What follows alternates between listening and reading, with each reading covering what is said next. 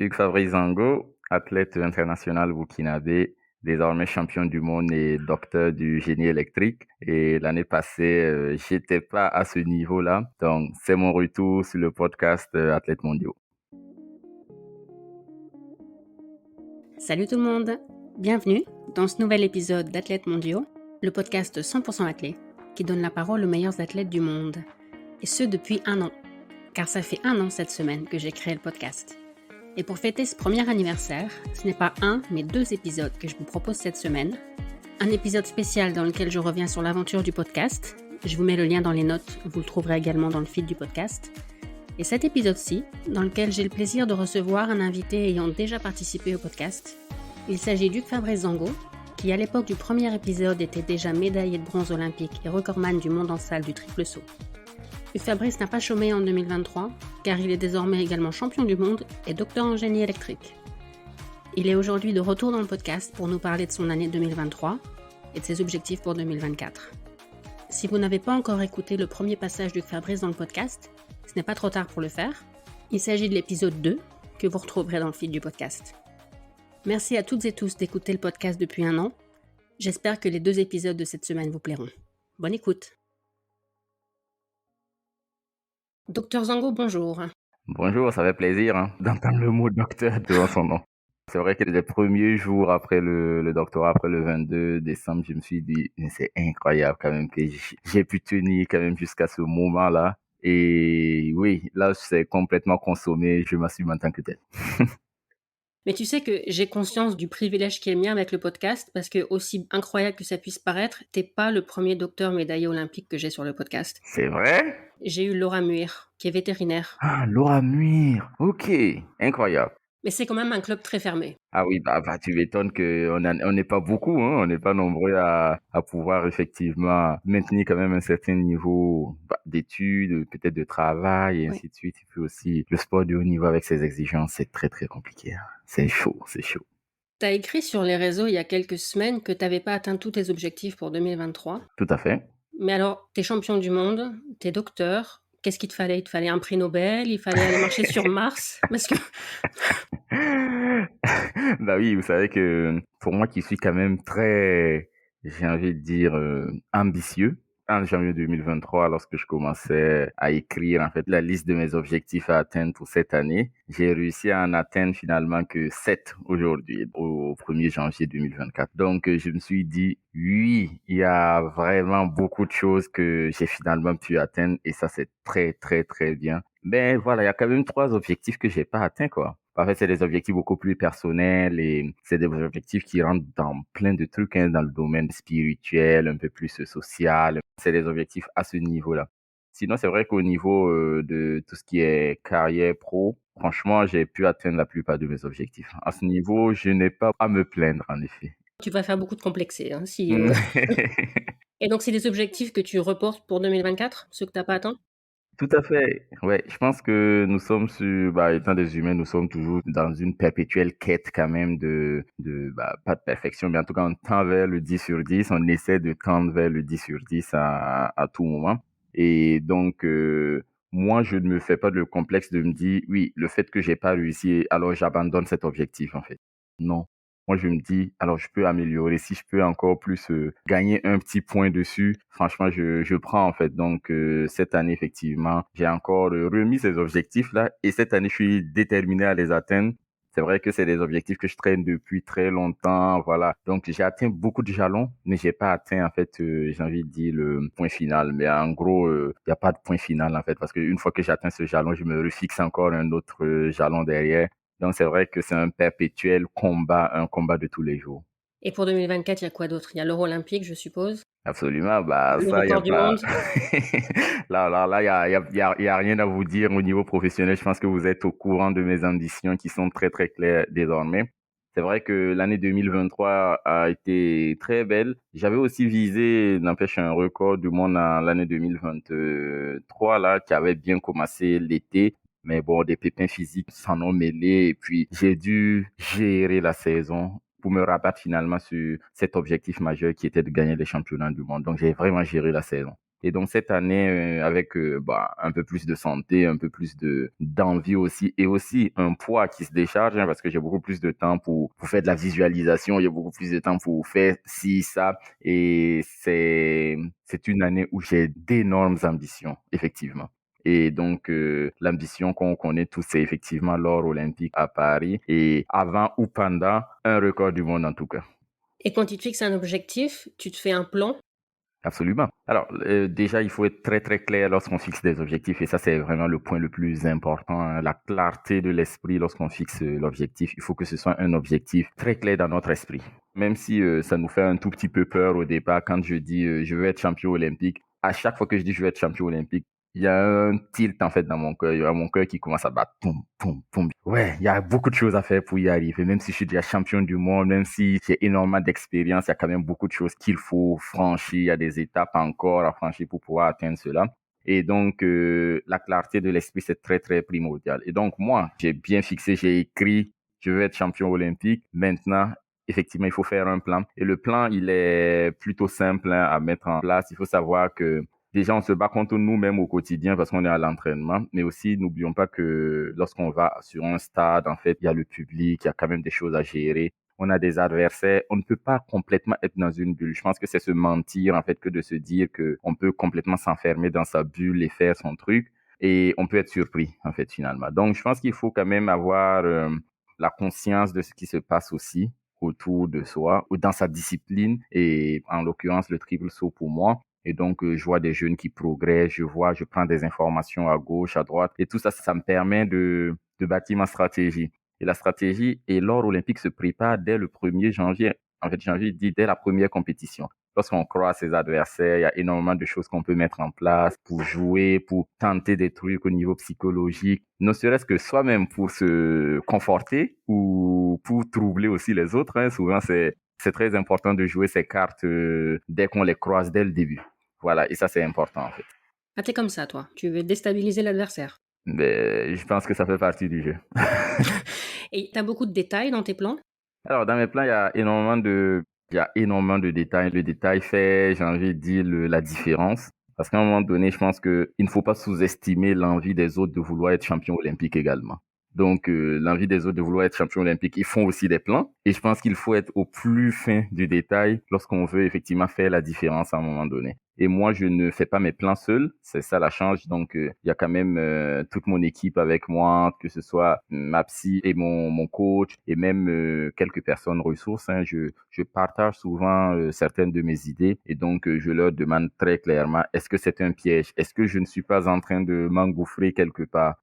Est-ce que si vous voyez que au niveau attitude, je commence à dérailler, n'hésitez pas à me recadrer. Voilà. Donc c'est des petites choses comme ça qu'il faut en fait aussi pour pouvoir rester dans son plan au maximum. Parce que quoi qu'on dise, je répète, nous sommes des humains et donc des fois c'est difficile quand même de pouvoir tenir sa barque à flot quoi. Donc ça c'est vraiment un truc et franchement mon équipe est très alerte et me permet aussi de pouvoir rester dans mes objectifs parce que ce sont leurs objectifs aussi.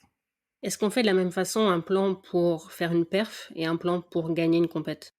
Alors, non, absolument pas. C'est pas exactement le même plan. Lorsque je fais un plan, par exemple, pour une perf, en fait, je me concentre exclusivement sur ma personne. Mhm. Ça, c'est vraiment quelque chose de très important parce que, en fait, tu essaies de te surpasser toi-même, effectivement. Tu dois, alors, moi, par exemple, j'ai des plans très clairs. Si je veux sauter un 17,60, j'ai à peu près la répartition de mon saut et c'est très clair dans mon esprit. Et honnêtement, j'ai limite la sensation kinesthésique qu'il faut mettre en fait sur la planche et ainsi de suite pour y arriver en réalité. Donc, ce qui fait que, par exemple, l'année dernière, j'ai été très, très régulier parce que je disais cela depuis, à partir de mai, je disais cela à mon coach. En fait, je pense que j'ai masterisé en gros le 17-60 en fait parce que 17-60, je sais exactement la sensation kinesthésique qu'il me faut au niveau du bassin et au niveau du pied pour pouvoir les atteindre. C'est dingue parce que mais ça aussi, ça a été un gros travail de visualisation, un gros travail de ressenti pour essayer de refixer pas mal de choses en fait. Et donc, lorsque je veux sauter 17,60, je sais le faire. Donc, je me concentre sur moi, je me concentre sur mes sensations et sur ce que je dois mettre en place pour y arriver. Par contre, lorsqu'on veut gagner une compétition, comme je le disais, on ne peut pas faire abstraction du fait qu'on ait des adversaires avec nous. Donc moi, si par exemple je vais au championnat du monde et mon objectif c'est de sauter 18 mètres au championnat du monde, donc je peux me concentrer effectivement parce que je sais sauter 18, je saute 18 mètres. Mais il se peut que quelqu'un saute 18, 10, alors que mon vrai objectif, c'était de gagner les championnats du monde. Du coup, on est perdu, en fait. Et donc, derrière, on ne peut pas réellement faire abstraction de cela parce que je m'étais préparé pour 18. Si tout de suite, je veux me préparer pour sauter 18, 10, j'ai beaucoup de chances de ne pas y arriver, en réalité. Donc, quand je me prépare pour un championnat, il y a aussi le facteur des concurrents qui rentre en jeu. Et donc, je suis prêt à la guerre, comme on le dit, de sorte que je ne me fixe pas une limite de performance. Si la personne saute 16 mètres 80, que je saute 16 81, ça me suffit. Si la personne saute 18 mètres, je veux sauter 18 mètres 01 et c'est ce qu'il faut. Et donc, physiquement et mentalement, je me prépare pour aller contre justement tous ces adversaires-là plutôt. Voilà, donc c'est pas vraiment la même stratégie en effet, le même état d'esprit quoi. Ok. Alors, si ça te va, on va faire un petit bilan de ton année 2023. Oui, Tu as gagné 8 compètes, tu es arrivé deuxième les 4 c'est autres ça. fois, donc ça fait 12 compètes au total. En plus des mondiaux, tu as gagné les Jeux de la francophonie. Hmm. Ton émotion la plus forte de 2023, c'est quoi? D'un point de vue sportif? D'un point de vue sportif, c'est clairement les championnats du monde que j'ai gagnés. Un moment en particulier? Alors, un moment en particulier, c'est en fait, lorsque je sais que je suis champion du monde alors que j'avais encore un saut, quoi. Donc, tout le monde a sauté, je sais que je suis champion du monde. Je dis, mais ah là là, donc finalement, c'est arrivé. Donc, c'est vraiment un moment incroyable. Et donc, je me suis beaucoup retenu pour pouvoir me concentrer et essayer d'exécuter le dernier saut. Mais même ça, on a vu que le dernier saut, il pouvait pas passer, c'était mort. J'avais juste envie de me barrer du stade et puis aller prendre un verre avec ma famille qui était au stade, d'ailleurs. Donc, vraiment, c'était un moment, c'était le meilleur moment en tout cas. Et voilà, après, bien sûr, avec la famille et tout cela, les photos, et c'est vraiment un très, très bon moment. Ouais, magnifique. Est-ce que tu as quand même eu quelques déceptions? Oui, absolument, parce que lorsque je commence l'année à Doha avec deux sauts, un saut à 17,78 et un saut à 17,81, c'est une année qui promettait énormément de choses. Et comme je disais, juste après cela, en fait, il y a eu des pépins physiques qui sont vraiment malheureusement incrustés. Et donc, j'ai dû gérer, en fait. J'ai dû gérer parce que j'étais parti sur un rythme incroyable et finalement, j'ai dû gérer pour pouvoir limite terminer la saison, en gros. Voilà, donc c'est ce qui est arrivé. Et donc, j'ai quand même un petit goût amer de cela parce que je savais que c'était une année où je devais tout casser, quoi. Bon, de toute façon, ça a été juste reporté d'une année, quoi. Est-ce que tu as pris à un moment un risque qui a payé en 2023?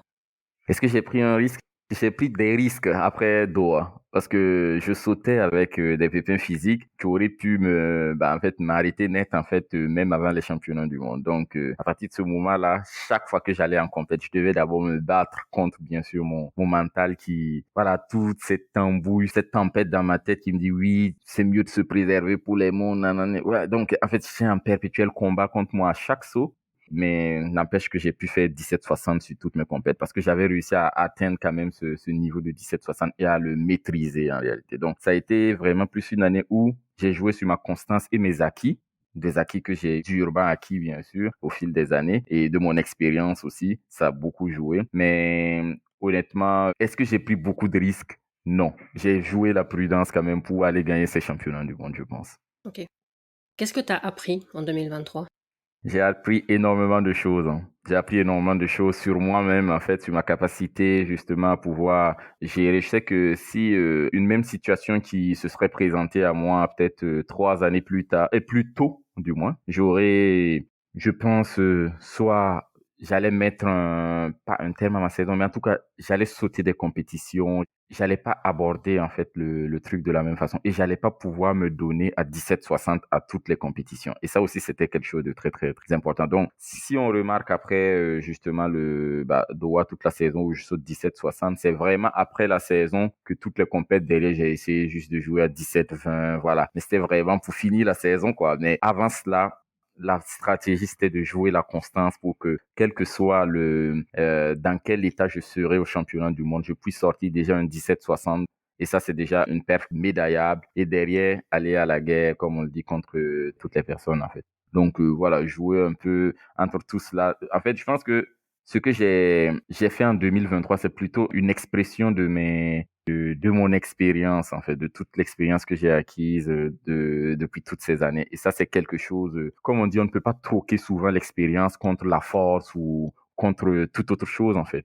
Contre les dires, contre ce qu'on voit, l'expérience, c'est quelque chose qui se vit. Et moi, je suis content de pouvoir, justement, d'avoir eu, j'ai envie de dire, ce recul ou cette patience ou cette sagesse de pouvoir utiliser toute l'expérience que j'ai eue auparavant. Et donc, cette année, j'ai encore découvert que j'étais capable de pouvoir utiliser mes acquis, en fait. Et ça, c'est très, très intéressant pour la suite. Et donc, du coup, j'aborde 2024 avec beaucoup plus d'assurance parce que j'ai des acquis et je suis sûr que je sais les utiliser. Et ça, c'est très important aussi. Et est-ce que tu as aussi appris des choses de certaines erreurs que tu as pu commettre en 2023?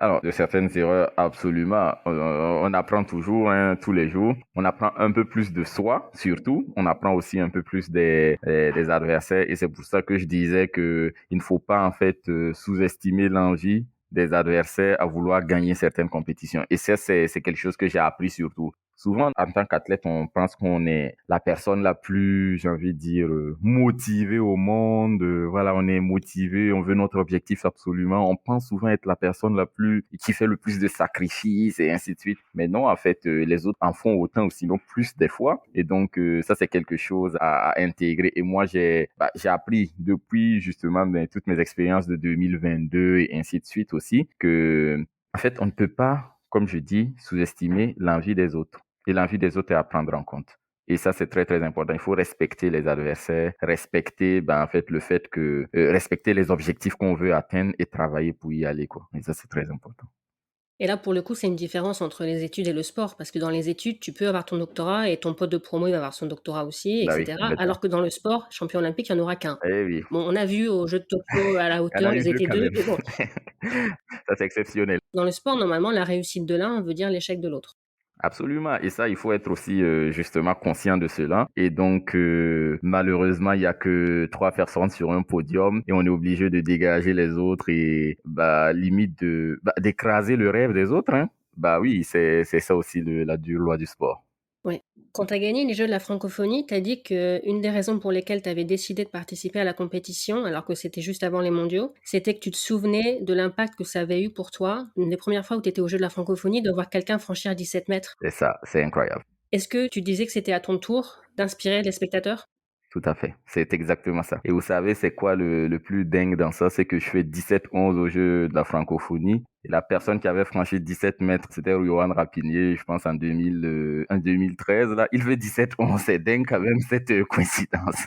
Et donc, c'est vrai qu'en 2013, lorsque je suis venu à Nice pour la première fois en France, effectivement, dans le cadre des Jeux de la francophonie, j'ai vu Johan Rapinier sous mes yeux parce que moi, j'avais été éliminé un peu trop tôt dans le concours. Donc, je suis monté bien regarder toutes ces personnes qui sautaient 16 mètres et qui sautaient, bien sûr, 17 mètres parce que, voilà, ça, c'était quelque chose, c'était pas encore 16 mètres. Donc, je regardais et j'apprenais. Et donc, ça m'a marqué, en fait, jusqu'à maintenant. Donc, pour moi, c'est très important parce qu'on ne sait pas, on ne sait pas d'où vient le talent, qui sera le prochain champion olympique dans quelques années. Et pour moi, je pense que les jeunes aujourd'hui qui sont en Afrique surtout et qui font des 14 mètres comme moi à l'époque, des 15 mètres comme moi à l'époque, en fait, c'est des jeunes qui ont besoin de voir, ils n'ont jamais vu quelqu'un sauter 17, sauf à la télé. Il y a pas beaucoup de compètes en Afrique où, il y a pas beaucoup d'Africains qui sautent 17. Et ensuite, il y a pas beaucoup de compètes en Afrique. Et en plus, voilà, même s'il y a des compètes en Afrique, il n'y a pas des gens qui sautent 17. Donc, c'est compliqué. Donc, il faut vraiment une chance incroyable pour voir quelqu'un sauter 17. Et moi, j'en avais eu. Et donc, je voulais partager cela effectivement avec la nouvelle génération d'athlètes triple sauteurs qui viendra, quoi. Et ça, je pense que j'en ai marqué énormément parce qu'après, voilà, il y a beaucoup d'athlètes des Congolais, il y a énormément de personnes ils ont dit que c'est incroyable. En fait, c'était plus des spectateurs que des concurrents, en fait, en gros, finalement. Mais je pense que ce spectacle en valait la peine parce que ça va les motiver pour la suite. À Doha en 2019, tu as gagné la médaille de bronze aux mondiaux. À Eugene en 2022, la médaille d'argent. Et l'année dernière à Budapest, la médaille d'or. C'est ça. Tu t'étais engagé à gagner la médaille d'or quand tu es passé sur le podcast la dernière fois. Donc là, on entend ton engagement à gagner l'or Mhm. olympique. Tu devras repasser dans un an et on reparlera du titre C'est ça. olympique. Le deuxième retour, du coup. Avec ce titre, tu es le premier Burkinabé champion du monde. Oui. Tu es rentré au Burkina Faso juste après. Tout à fait. Je suis rentré au Burkina 3 semaines après effectivement mon titre parce qu'il y a eu quelques problèmes dans le président de notre fédération qui est malheureusement décédé juste après ma médaille. Donc Ok. 10 jours après, donc j'ai dû décaler les festivités à mon arrivée, quoi. Mais c'était une belle fête, j'imagine. Incroyable. Effectivement, bah, quand je suis arrivé, bah, j'ai eu droit aux vrais honneurs, hein, en ayant un cortège et puis un camion podium, faire le tour des artères de la ville et puis des ovations dans la ville de Ouagadougou à travers les artères principales. C'était vraiment quelque chose d'incroyable. Puis aussi, voilà, une décoration, un rang, en fait, qui était le premier pour un athlète, voilà, du fait de ses accomplissements. Ça, c'est très intéressant. Ouais, c'est très important. Est-ce que tu regrettes d'avoir gagné les mondiaux alors que certains de tes adversaires n'étaient pas là ou pas au meilleur de leur forme? Alors, je pense que non, je ne regrette pas du tout. D'ailleurs, je pense que il faut savoir que nous qui sommes des athlètes de très haut niveau, la blessure fait également partie des règles du jeu. Et je pense que, comme je disais, par exemple, si on prend un Pichardo qui aurait dû être là et qui malheureusement n'était pas là pour des raisons de blessure, je pense qu'il faut se dire aussi que bah, le niveau de la compétition était tel, il le sait, que bah, en fait, il faut maintenir un degré d'exigence extrêmement élevé. Il devait être capable de pouvoir ressauter pratiquement 18 mètres pour gagner en fait à ces championnats du monde là. Donc à chaque fois qu'on se donne aux limites humaines, hein, tout simplement, bah, fatalement, il y a des jours où ça ne passe pas. Et cette fois-ci, ce n'est pas passé pour lui. Il était blessé. Et voilà, on peut mettre ça sur le coup d'une mauvaise stratégie, d'une malchance, de plein d'autres trucs. Mais ça fait partie des règles du jeu. Et voilà, je suis champion du monde maintenant. Il faut dire aussi que l'année prochaine, il sera certainement là et j'espère en tout cas pour lui. Mais sinon, on est champion du monde, quoi. Et puis, on est champion du monde. Il n'y a rien à faire. J'ai aucun regret. C'est le même goût pour moi. Ok, non mais tant mieux. Quand tu as eu la médaille de bronze à Tokyo, tu as dit que c'est le mental qui avait un peu flanché. Oui. Par contre, à Eugene, c'était un peu le contraire. C'est le corps qui n'était pas là, qui n'était pas prêt. Oui. À Budapest, tu as réussi à concilier les deux? À Budapest, c'est l'expérience des deux qui m'a permis, en fait, justement, avec un corps un peu souffrant, de pouvoir justement réussir à jouer sur une stratégie justement de constance pour arriver à ces championnats du monde et de réaliser 17,64 m. Qu'est-ce qu'on fait dans les jours qui précèdent un grand championnat comme ça? Parce que c'est pas le moment de faire des grosses séances. Bah oui, c'est clair, hein. Qu'est-ce qu'on peut encore améliorer dans les derniers jours?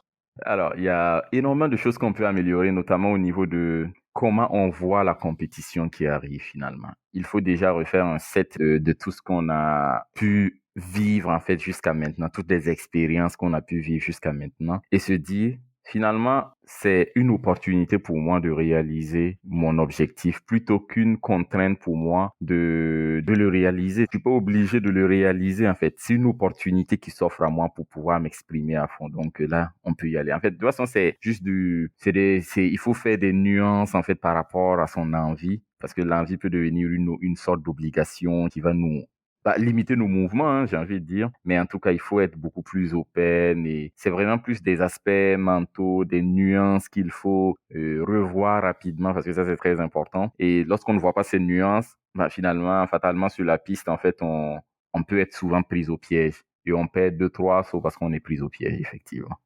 Tu vas voir la piste avant? Ah oui, championnat, meeting, je vais absolument voir la piste avant. Et moi, lorsque je fais mon petit échauffement sur la piste, je réussis à refaire en fait, bah, à visualiser les temps de saut qu'il me faut sur la piste parce que les pistes n'ont pas exactement les mêmes. Il y a des petits trucs qui changent en fait. Voilà, donc les appuis sont pas les mêmes sur toutes les pistes et aussi par rapport à notre physique du jour, parce que souvent on compose avec le physique du jour, hein. D'une semaine à l'autre, ça peut légèrement varier. Et donc on joue sur des petits trucs comme ça. Et moi, ça me permet de savoir, ok, c'est comme ça que je dois sauter, que je dois mieux exploiter en fait la piste. Si c'est une piste qui rebondit, si c'est une piste plutôt, il faut être à plat. Bon, pas mal de petits trucs comme ça, mais tout ça c'est de l'expérience effectivement. Mais c'est extrêmement important d'aller regarder la piste, en tout cas pour mon cas. Ok.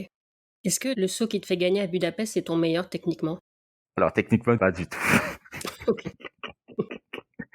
Non, non, non, non, non, c'était pas du tout le meilleur. En fait, dans la saison, j'ai fait des sauts beaucoup mieux techniquement que cela. Vraiment beaucoup mieux, hein. Budapest, c'était juste parce qu'il fallait gagner, quoi. Donc, c'était un saut pour gagner en réalité. C'était pas un saut pour Instagram, j'ai envie de dire. Voilà.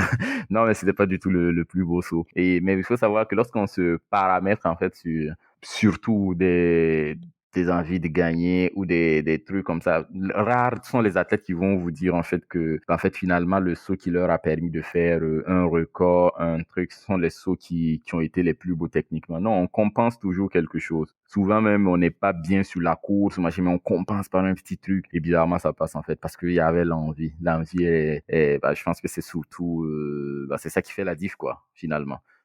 Après ta victoire, tu as dit qu'au début du concours de la finale à Budapest, tu t'étais trompé d'objectif. Tout à fait. Et c'est ce que je disais. On peut très très vite se tromper d'objectif en fait aussi. Et moi, lorsque j'arrivais à Budapest, je m'étais bien préparé pour un beau duel avec le jeune Jamaïcain Jedan et voilà aussi le Cubain Martinez qui avait réussi à faire quand même 17,71. Voilà, même si c'est vanté dans la saison, c'était très très fort. Et Jedan qui avait quand même réussi à être plus ou moins constant quand même en Amérique, qui a même fait 17,66 à Monaco. Donc, c'était des adversaires sérieux, en fait, à prendre en compte justement dans son équation pour la médaille d'or, dans la course en tout cas pour la médaille d'or. Et donc, lorsque j'arrivais, je me prépare incroyablement pour un combat dès le premier essai. Et je pense que le fait que finalement au premier essai, Jadon se soit blessé, quoi qu'on dise, en fait, a créé un décalage en fait entre mon envie et finalement ce que mon inconscient ou mon subconscient m'a dit en fait. Parce que j'ai eu l'impression que, en fait, s'il n'est pas là, j'ai l'impression que j'ai déjà gagné alors que c'est pas fait. Voilà, souvent c'est ça aussi le problème, c'est souvent c'est comme une histoire d'excès de conscience. En tout cas, tu ne sais pas exactement ce qui se passe en toi, mais il y a un décalage entre finalement ce que tu as envie de donner et ce que finalement ton corps te permet de donner parce qu'il se dit c'est déjà fait. Et une fois que tu t'es dit que c'est déjà fait, tu es en dépression, tu commences voilà, tu n'as plus la bonne tension musculaire qui te permette de déployer en fait toute l'énergie que tu as réellement. Et je pense que ça a joué un peu sur justement les performances parce que honnêtement, à l'échauffement, si j'avais continué sur ce fait-là et que si Jadon avait sauté et qu'il faisait un 17,80, je ne sais pas jusqu'où j'aurais pu sauter effectivement à Budapest. Honnêtement, je le dis parce que l'échauffement était très très sérieux. Après, il y a eu la dépression. Voilà. Et puis bon, finalement, je me suis ressaisi, heureusement, grâce justement à mon coach et puis à mon équipe qui était sur les gradins qui m'a juste dit mais saute pour gagner. Ton coach, on va le citer quand même. Parce que... Teddy Tango, oui, tout à fait. Il m'a juste dit de sauter pour gagner. Voilà, c'est tout, quoi. On n'est pas là pour faire étalage de notre talent ou quoi que ce soit. Saute pour gagner. Et donc, je me dis, mais pour gagner, en fait, où est-ce qu'on en était? Donc, je refais rapidement le point et puis je me vois que on est à 17,40 actuellement pour gagner. Et j'avais qu'un 17,60 que je sais sauter quand je veux, en réalité, parce que c'était ça, en fait, le truc, je sais sauter 17,60. Aujourd'hui, demain, hier, voilà, quand vous voulez, voilà, dans le temps et dans l'espace, je saute 17,60. Donc, je me suis dit, mais voilà, je saute 17,60 aujourd'hui et puis je gagne, en fait. Je pense que c'est bon. Et donc, c'est ce que j'ai pu réaliser, effectivement, derrière. Et c'était immédiat, hein. Dès que je me suis rendu compte de ça et que je me suis reparamétré pour sauter 17,60, je fais 17,64. Comment tu vis le fait d'être l'homme à battre maintenant? Ça va être de l'audio, les gens vont t'entendre, ils vont pas te voir, mais moi je t'ai vu, voilà, suite à ta tête, j'avais ma réponse, le grand sourire.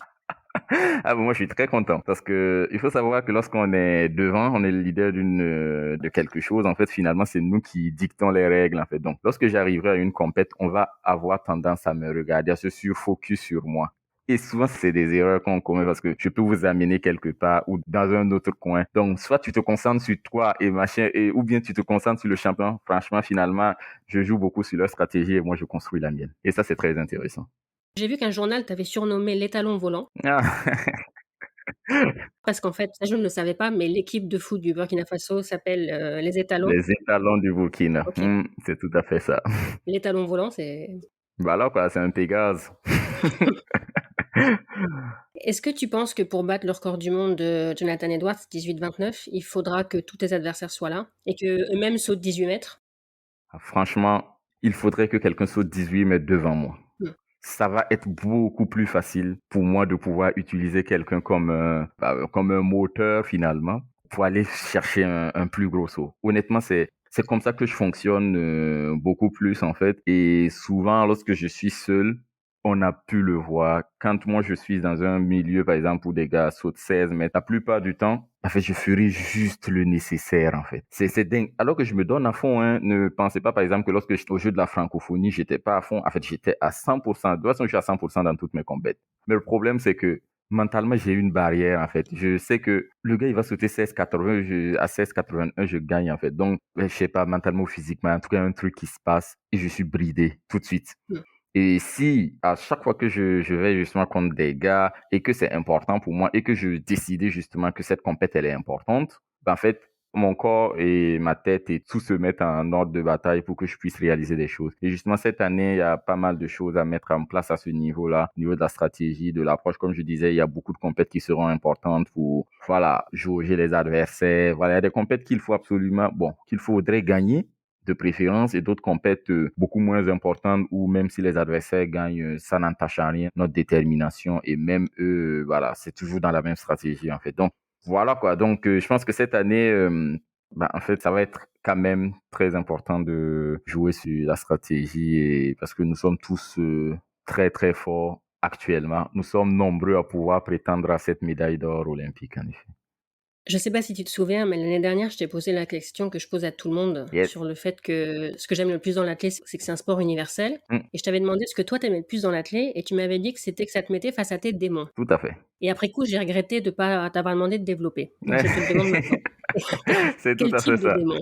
Bah oui, vous savez, lorsqu'on est athlète et qu'on est tout le temps à la recherche de, bah, du 10 centimètres en plus, on essaie de mettre encore des stratégies en plus pour avancer. Même lorsqu'on a les idées les plus claires au monde, en fait, on arrive toujours à un point où, bah, soit notre corps nous dit, ah, franchement, je ne suis pas sûr de pouvoir aller un peu plus loin. En fait, tu as un combat perpétuel entre limite trois entités. Il y a l'inquiet pleurnichat qui va souvent te dire, ouais, mais on est inquiet quand même parce que là, tu vois, tu as eu un peu mal au genou ici cette semaine à l'entraînement. Est-ce que à cette compète, ça va aller? Nanana. Il y a quand même le courageux responsable, le machin qui essaie de se bagarrer aussi pour essayer de tempérer. Et derrière, il y a ton corps aussi qui te dit, oui, il y a ça, il y a ça. En fait, il te donne des points d'alerte et puis il dit, mais finalement, tu as de bonnes jambes, mais tu as un peu mal au genou. Et finalement, bah, tu as le toi, en réalité, qui essaie de faire la part des choses et qui choisit. Et donc, pour moi, en fait, faire face à ces démons, c'est vraiment essayer de prendre, en fait, le point de vue de toutes ces entités qui bourdonnent dans notre tête, là, en fait. Parce que c'est ça, en fait, tu fais face au courageux, parce que si tu es un peu trop courageux aussi, tu peux te casser. Si tu es un peu trop machin, voilà, il faut prendre en compte tous ces avis-là et machin, et voilà, et il te donne des informations. Et derrière, tu fais un choix. Et moi, en fait, le plus important, c'est le choix, en fait. Tu dis, je choisis de faire ça, en fait. Et quand tu choisis, bah, tu fais la paix entre justement toutes ces entités-là. Parce que le problème, c'est que si tu ne choisis pas et que tu veux forcer à aller vers le courageux, par exemple, et tout, ou bien il faut que ce soit un choix et que ce soit toi qui aies choisi de façon responsable. Et je pense que à partir du moment où on se dit même, je choisis de faire ci, ça nous calme et ça nous apaise parce que ça te rend responsable de la chose. Et ça, c'est faire face à ces démons finalement. Ton entraîneur Teddy Tango a annoncé qu'il essayait de faire un comeback pour les Jeux de 2024. Mm. Vous vous entraînez ensemble maintenant? Bah oui, toutes les vidéos qu'il met sur Instagram, c'est souvent moi qui les filme. Donc, si, on machine, ouais, il met en place sa stratégie également pour essayer de se qualifier, parce que c'est ça son premier gros défi, essayer de se qualifier pour les JO, parce que ça, c'est quand même un gros challenge qui se lance après tant d'années d'inactivité. Hein. Et donc, voilà, je peux que lui souhaiter le meilleur, qu'il se qualifie. Mm. J'ai interviewé Pierre-Jean Vezel récemment, un entraîneur de sprint et de marteau, Oui. et il disait que même s'il a une relation forte avec chacun de ses athlètes, ils sont pas amis. Mhm. Est-ce que Teddy et toi, vous êtes amis? Alors, Teddy et moi, on est amis, par contre. Voilà. Et nous, on a quand même autre chose que nous mettons en place. En fait, on sait faire la part des choses. Quand on est à l'entraînement, bah, c'est lui l'expert et c'est lui qui donne les directives. Et il sait que je suis capable d'entendre la vérité. Voilà. Je suis capable d'entendre la vérité, en fait. Moi, je n'ai pas de problème à ce niveau. Et donc, je peux faire la part des choses, en fait. Que ce soit sur un ton très élevé ou plus faible. Moi, en fait, j'ai la capacité quand même de pouvoir prendre l'essentiel de l'information que tu veux me transmettre. Pas dans la forme, mais dans le fond. Voilà. Donc, franchement, c'est quelque chose que j'ai et donc ça me facilite aussi la vie avec les coachs ou dans mes communications. Et donc, derrière, en fait, comme il est capable de me dire la vérité, il me dira tranquillement, là, je trouve que tu commences à te relâcher sur tel aspect de l'entraînement, nanana. Et donc, voilà, derrière, après mes méditations et tout ça, je remets en fait en place un plan pour essayer de me remettre dedans. Donc, je reprends des décisions et puis c'est tout. En fait, moi, je suis quand même assez pragmatique à ce niveau et donc, finalement, c'est mon projet et c'est moi qui veux être champion olympique, en fait, quoi qu'on dise, hein. Et donc, lui, il t'accompagne dans ce projet-là. Et si on pense souvent que ce que le coach nous dit, c'est contre nous ou bien, en fait, finalement, lui, il veut t'accompagner dans ton projet. Ouais. Donc, si jamais, en fait, on a l'impression que le coach, c'est notre adversaire ou notre machin parce qu'il en fait trop, ainsi de suite. Et, en fait, c'est que toi, tu n'es même pas encore assez engagé dans ton projet, en réalité. Tu ne veux pas y arriver. Et donc, pour moi, c'est vraiment ce truc-là. Il faut pouvoir avoir suffisamment confiance en soi pour la donner, en fait, à son coach également. Et donc, quand il te dit, là, ça commence à décliner, il faut te remettre dans ci, ça, essaie de revoir si, nanana. En fait, tu te remets, tu t'exécutes. Et derrière ça, une fois que la fin de l'entraînement a sonné, qu'on a fini nos récup et tout ça, on va manger un truc, on fait un resto, on parle d'autres choses complètement. C'est même plus de l'entraînement. Souvent, on revient sur l'entraînement, on parle de deux, trois choses. On parle d'athlétisme, bien sûr, parce que c'est notre passion. Mais on parle aussi d'autres choses. On parle d'économie, on parle de politique, on parle d'énormément de choses. Et puis, voilà, quoi. Donc, ça, c'est vraiment... Et depuis l'année passée, depuis que j'ai quitté le labo et que j'avais un peu plus de temps et que je me suis rendu à Paris, on est tous les jours ensemble et donc, franchement, la relation est très, très bonne. Ouais, c'est très sain. Cool. La première fois que tu es venu sur le podcast, tu as dit que comme tu avais commencé le triple assez tard, Ouais, tu devais toujours bosser la technique tout à fait. parce qu'il y avait des choses qui n'étaient pas automatiques. Tu peux donner des exemples?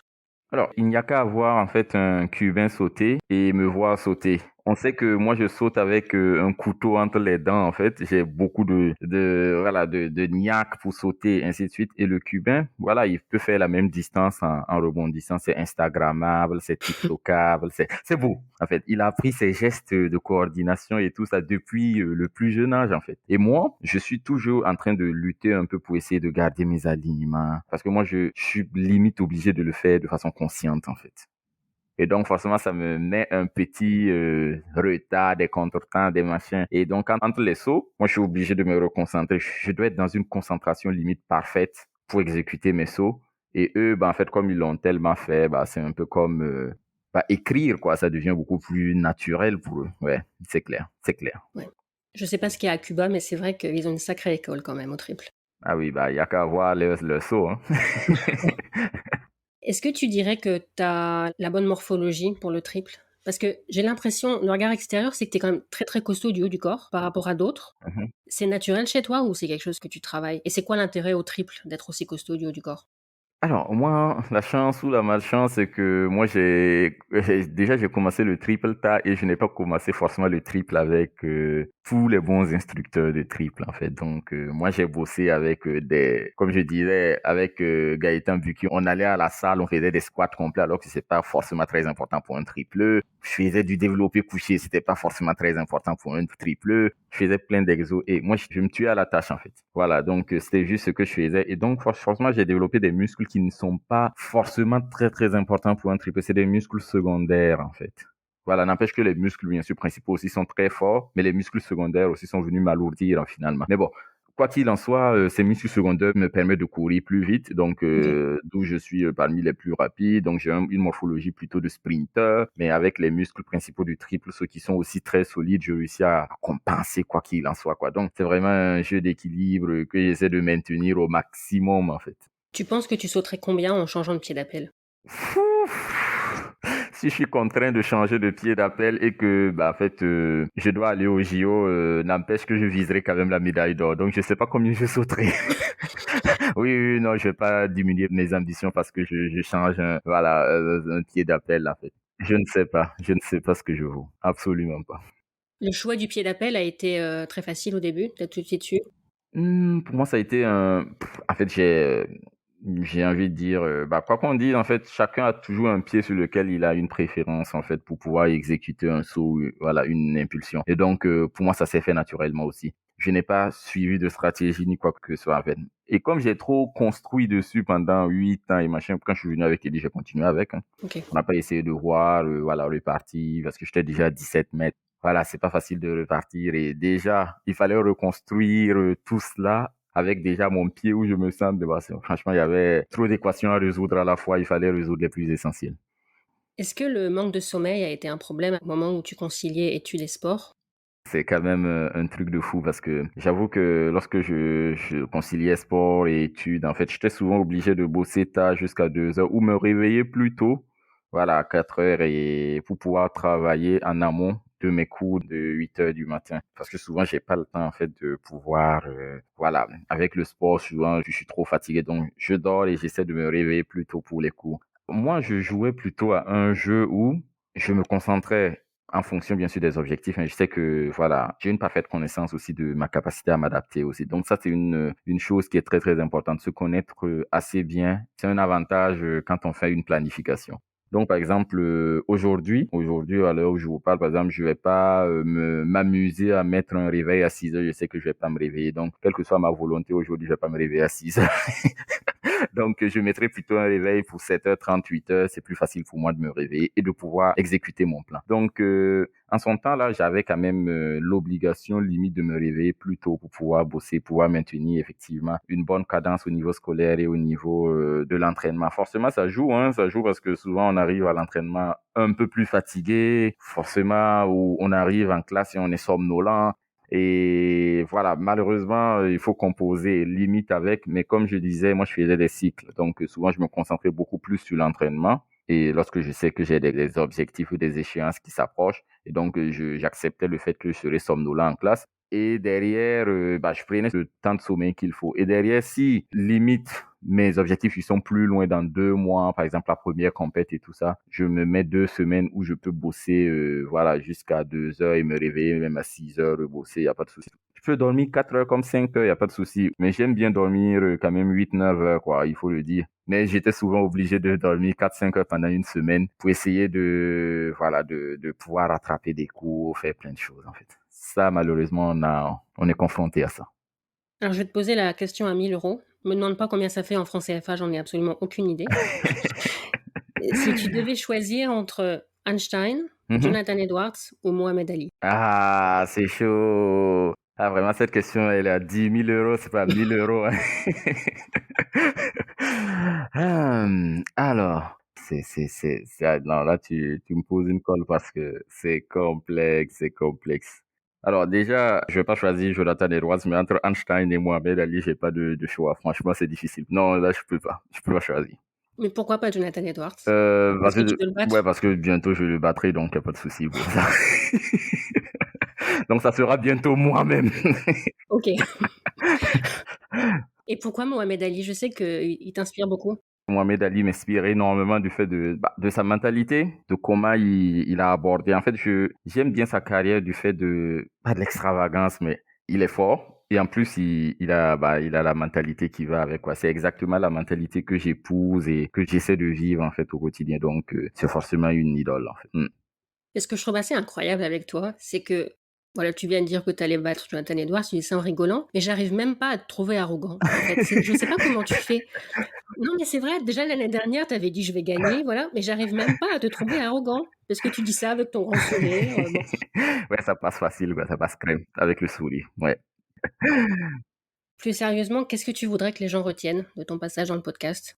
Alors, je souhaite qu'on retienne que j'ai un parcours assez atypique, hein, du fait d'avoir concilié quand même sport et études au plus haut niveau. J'aimerais aussi qu'on retienne que les objectifs que je me fixe, en fait, sont des objectifs que je veux réellement et que pour les atteindre, en fait, j'ai dû mettre en place quand même pas mal de choses. J'ai suivi des outils qui existent depuis peut-être 5000 ans. Peut-être que si on remonte au temps des Chinois et tout ça, ils avaient déjà cette sagesse de pouvoir atteindre des objectifs. J'ai juste suivi ce qui existe, donc au niveau de la productivité, au niveau de fixation des objectifs, au niveau de... Voilà, j'ai juste suivi ce qui existait. Et donc, moi, ce que je voudrais, c'est que les gens, lorsqu'ils ont une envie, par exemple, de réaliser un rêve, un objectif, en fait, le rêve que tu veux réaliser, forcément, quelqu'un l'a déjà fait ou quelqu'un s'en est approché.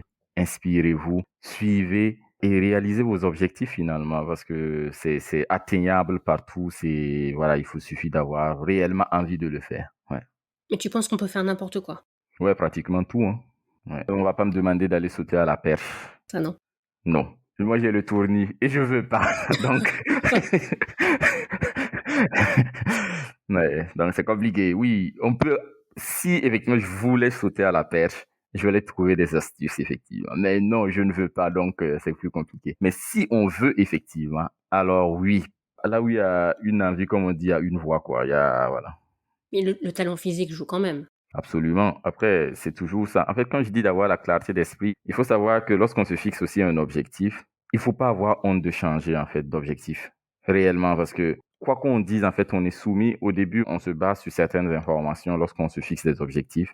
Oui, en fait, là, j'ai pu progresser d'1 mètre rapidement. Donc, peut-être que si je m'entraîne 5 années, je pourrais progresser de 2 autres mètres. Mais peut-être non, en fait. Peut-être ça ne va pas se passer comme ça. Et donc, plus tard, tu te rends compte que, avec toutes les nouvelles connaissances que tu as, en fait, finalement, tu peux pas progresser de 2 mètres en réalité. Tu es obligé de progresser d'1 seul mètre dans 5 ans et peut-être encore dans 5 autres années. Donc, je pense que, de toute façon, tous nos objectifs, tout ce qu'on veut atteindre, on se base que sur des informations dont on dispose aujourd'hui et maintenant. Lorsqu'on commence, bien sûr, on se met à la tâche et qu'on avance, on se rend compte qu'en fait, il y a des choses, en fait, il y a d'autres nouvelles informations qui arrivent et il ne faut pas avoir honte, honnêtement, de changer de fusil d'épaule, de complètement arrêter et de changer. Comme on le dit, il y a un proverbe qui dit que quel que soit le temps, l'effort et en fait, toute la détermination que tu as mis vers la mauvaise direction, fais demi-tour immédiatement. Même si tu as mis 50 années à aller dans la mauvaise direction, arrête-toi et fais demi-tour. C'est déjà bien. Voilà. Donc, je pense qu'il faut aussi c'est ça, la clarté d'esprit aussi est très importante là, dans la fixation des objectifs. Ça, c'est très important. Très bonne conclusion. Tu veux ajouter quelque chose? Bah, suivez-moi pour les JO. Parce Bah que oui, là, il y aura de belles choses cette année, en 2024 notamment. Suivez-moi, suivez ce qui va se passer. Et puis, j'espère que l'année prochaine, on sera encore ensemble pour que je vous raconte tout ce qui s'est passé. Voilà. ça serait top. Merci. À bientôt. Merci Hugues Fabrice d'être revenu dans le podcast pour nous parler de ton année 2023. Rendez-vous l'année prochaine pour le 3e épisode de la trilogie. Merci à vous d'avoir écouté l'épisode jusqu'au bout. N'oubliez pas de vous abonner au podcast pour ne pas manquer les prochains épisodes. Et si ce n'est pas déjà fait, laissez 5 étoiles et un commentaire sur Spotify et Apple Podcasts et parlez du podcast autour de vous. Ça ne vous prendra que quelques secondes et ça peut faire une vraie différence pour l'avenir du podcast. Vous pouvez aussi soutenir le podcast via Tipeee.